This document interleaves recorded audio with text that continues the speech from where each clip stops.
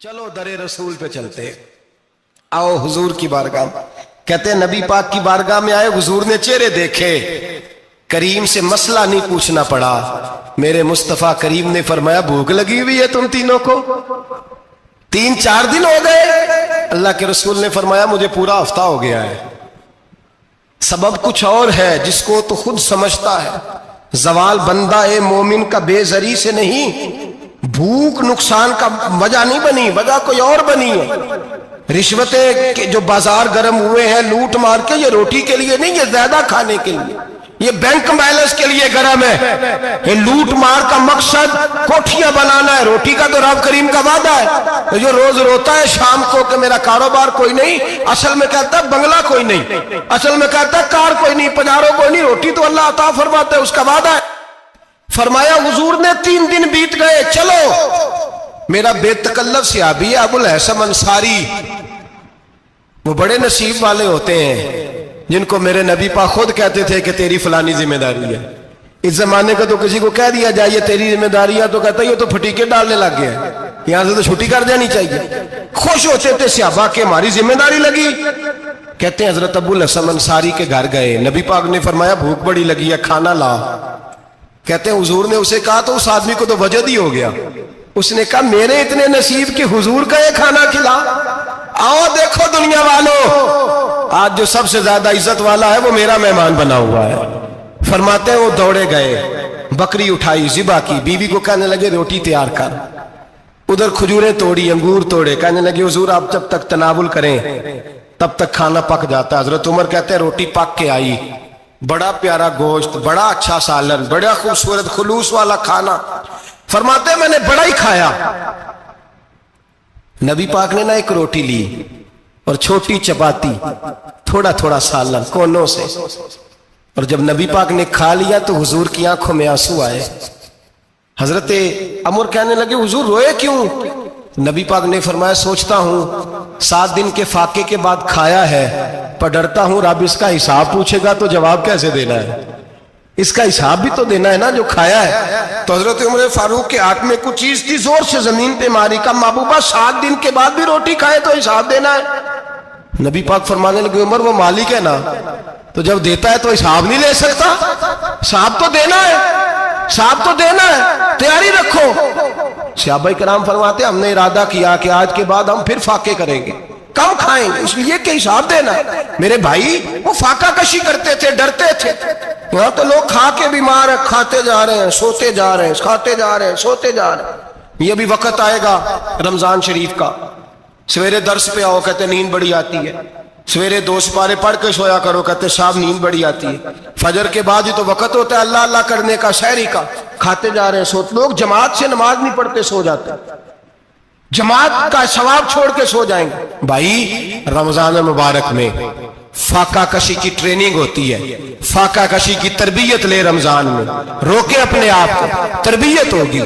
اور ہمارے صوفیاء فرماتے ہیں جو زیادہ کھاتا ہے اس کا نفس اس کو زیادہ پہ مائل کرتا ہے، خواہشات نفس پیدا ہوتی ہیں۔ میرے نبی پاک علیہ السلام نے جوانوں کو حکم دیا ہے یا معاشر الشباب، او جوانوں، یا رسول اللہ کیا حکم ہے؟ فرمایا یا نکاح کر لو اگر طاقت ہے، نہیں طاقت تو روزے رکھو۔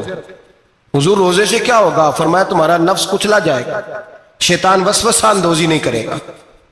آج نوجوان بڑھ بڑھ کے کھاتا ہے، بہت زیادہ کھاتا ہے، کبھی اس ہوٹل سے کھاتا ہے، کبھی اس ہوٹل سے کھاتا ہے۔ اتنا زیادہ کھائیں گے تو نفسانی قوتیں اچھل کر کے آئیں گے، مشکل ہو جائے گا۔ شادیاں دیر سے ہوتی ہیں، ماں باپ آنکھیں بند کر کے بیٹھے ہوئے ہیں۔ اگر ماں باپ کی ذمہ داری ہو اور ماں باپ نکاح نہ کرے تو نبی پاک نے فرمایا بچے گناہ کریں گے تو جتنا گناہ بچے کو اتنا باپ کو بھی ہوگا۔ تو ماں باپ چپ ہیں، دوسرا شادی مشکل بڑی ہے، مہنگی بڑی، اور تیسرا نہیں کر رہے، کچھ لوگ تو روزے بھی نہیں رکھ رہے۔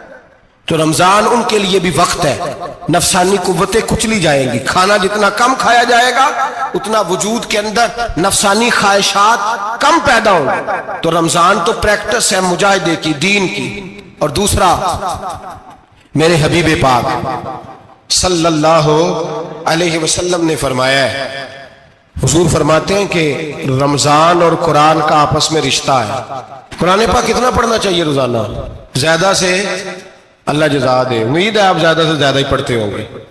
भाई सुने, हदीस मुबारका में नबी पाक ने फरमाया रमजान और कुरान दोनों मिल के ना, बड़ी प्यारी हदीस है, फरमाया दोनों मिल के अल्लाह की बारगाह में मेरी उम्मत की सिफारिश करेंगे। रमजान और अल्लाहु अकबर। किस तरह? नबी पाक फरमाते हैं रमजान कहेगा ए अल्लाह, दिन के वक्त मैंने इसे तेरी रजा के लिए खाने पीने से बाज रखा, और कुरान कहेगा या अल्लाह, रात को तेरी रजा के लिए खड़ा होकर ये कुरान सुनता था। रमजान और कुरान दोनों सिफारिश करेंगे। हम ना बड़ा कुछ पढ़ते हैं, सुनते हैं, सीखते हैं। अब यकीन करें, ये खाते भाई का भाई से इख्तलाफ हो जाए ना, तो वो 30 साल पुराने खाते खोल के ले आता है, सारी रात ढूंढता है कि मेरे पैसे कहां से निकलते हैं, पढ़ लेता है। कुरान पाक की बारी आती है तो नहीं पढ़ते कुरान पाक। अब्बा जी का खत्म होता है तो मांगते फिरते हैं, कहते 2 कुरान पाक, 10 कुरान पाक। ये बातें बतानी नहीं चाहिए, करनी नहीं चाहिए, लेकिन चूंकि तरबियत के लिए बैठा हूं तो कर देता हूं। मेरे शागिर्दों से पूछें, यहां मदरसा है अल्हम्दुलिल्लाह, दर्जनों तलबा है, असातिज़ा है, मेरे पीर भाई हैं, और मेरा ये दावा है कि शायद को किसी से इतना प्यार करता हो जितने मेरे शागिर्द और मुरीद मुझसे करते हैं। लेकिन मैंने कभी किसी से नहीं कहा कि जरा सूरत फातिहा पढ़ के देना, मैंने अपने अब्बा जी को सवाब देना है। पूछ लें किसी से नहीं कभी कहा, कभी नहीं मैंने कहा कि जरा मुझे थोड़ा सा कुरान पढ़ दे। मैं इसको नाजायज नहीं कहता, पढ़वाना चाहिए, लेकिन मैं अपने वालिदैन के लिए कभी सवाल नहीं करता कि मुझे जरा पढ़ के दो, मैंने बख्शना है, इसलिए कि मैंने जाती तौर पे रूटीन बनाई है। मैं समझता हूं कि कायनात के अंदर मेरे ऊपर जिन लोगों ने एहसान किए उनमें सबसे ज्यादा हिस्सा मेरे माँ बाप का है। मैं समझता हूं इस बात। कितना नालायक हूं मैं कि मैं 1 महीने में एक कुरान पाक भी पढ़ के उनकी रूह को एहसास नहीं कर सकता। मेरा ये तरीका है जाती, मैं कदगन नहीं लगाता, मेरा जाती तरीका ये, अलहम्द से शुरू करो और 2 सूरतें छोड़ के कुरान पाक खत्म कर दो आखिरी, और फिर फलक और नास सूरतें साथ ले जाओ। यहां बैठ के साले सवाब नहीं करना, खत्म नहीं दिलाना, साथ ले जाओ, कब्र पे खड़े हो जाओ और फलक और नास सूरतें कब्र पे बैठ के तिलावत करो। और जो कुरान मजीद पढ़ा है उनकी रूह को वहां इसाल करो। ओ भाई, औलाद जब माँ बाप के लिए पढ़ती है तो उसे कहना नहीं पड़ता अल्लाह बख्श दे, इसलिए कि औलाद की नेकियां खुद ब खुद माँ बाप के खाते में जमा होती हैं, खुद नेकियां जमा होती हैं।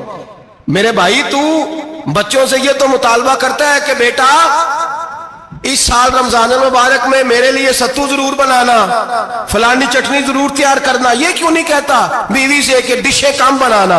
तू भी बैठ के कुरान पाक पढ़, मैं भी कुरान पाक पढ़ता हूँ। इधर आओ बेटा, यहाँ बैठ के तिलावत करो, मैं भी करता हूँ। बेटी इधर आओ, बैठ के कुरान पाक पढ़ो। कितना वक्त लगता है? हाफिज और कारी और उलमा अगर पढ़े तो 20-25 मिनट लगते हैं कुरान पाक का सिपारा पढ़ने, और अटक अटक के पढ़ने वाला भी पढ़े तो 1 घंटा लग जाएगा। और मेरे नबी पाक सल्लल्लाहु अलैहि वसल्लम ने फरमाया जो कुरान पढ़ते हुए अटकता है अल्लाह उसे डबल सवाब अता फरमाता है। फरमाया जो जुबानी पढ़े सिंगल सवाब, जो देख के पढ़े उसे डबल सवाब। हुजूर क्यों? फरमाया इसलिए कि मेरा कुरान देखने पे भी अल्लाह सवाब अता फरमाता है, कुरान देखने पे भी अल्लाह सवाब देता है, देखने का भी सवाब।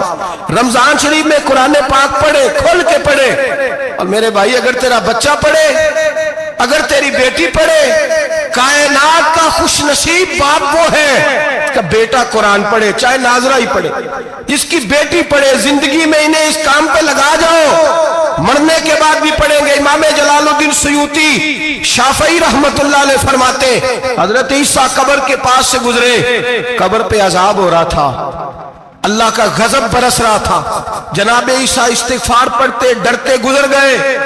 थोड़ी देर के बाद, चंद घंटों के बाद गुजरे तो उसी कब्र पे फूल खिले हुए थे, रहमत बरस रही थी। हजरत ईसा अलैहिस्सलाम अर्ज करने लगे, मौला तू बेनियाज है, मेरी ताकत नहीं तेरे कामों में बोलने की, पर अभी तो यहाँ अजाब हो रहा था, अभी रहमत बरस रही है। जनाब ईसा कहते हैं आवाज़े खुदाबंदी आई, ईसा बंदा बड़ा गुनाहगार था, पापी था, मुजरम था, खताकार था, लेकिन जब इसका इंतकाल हुआ, इसकी बीवी हामला थी, उसके पेट में बच्चा था, बच्चा इसके इंतकाल के बाद पैदा हुआ।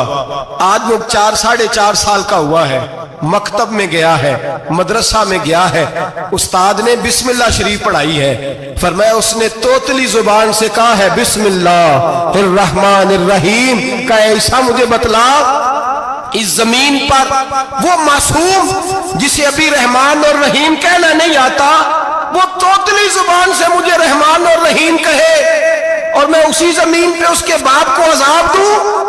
فرمایا اس نے ایک بار رحمان اور رحیم کہا ہے، میں نے اس کی باپ کی قبر کو نور سے معمور فرما دیا ہے، نور سے بھر دی ہے قبر، برکت سے بھر دی ہے۔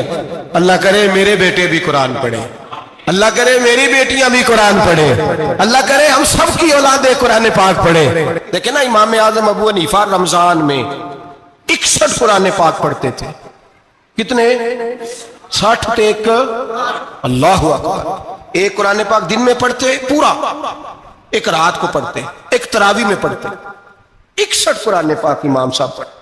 آپ فرماتے ہیں میں نے چھوڑ دیے ہیں سارے وظیفے، میں صرف رسول اللہ کا قرآن پڑھتا ہوں۔ رمضان سارا قرآن پاک، سارا رمضان۔ اب تو عادت ہی نہیں رہی ہمیں قرآن پاک۔ اگر لوگ ناراض نہ ہو تو محفل نعت ہوتی ہے تو تلاوتیں کتنی ہوتی ہیں، اور نعتیں ہم نے ذوق ہی نہیں بنایا، ذوق ہی نہیں بنایا ہم نے تلاوت قرآن کا۔ اس لیے کہ قراء علماء فقراء ان کو ہم تیار ہی نہیں کر رہے، ہم تو ایکٹر پال رہے ہیں جو پیسے لیتے ہیں نعت خوانی کے، معاذ اللہ۔ او میرے بھائی، کیا قرآن میرے نبی کی نعت نہیں؟ حضرت عائشہ صدیقہ رضی اللہ تعالیٰ عنہ کے پاس صحابہ گئے، کہنے لگے اماں جی ہمیں نبی پاک کا اخلاق بتلائیں، تو اماں جی کہنے لگی جاؤ جا کے قرآن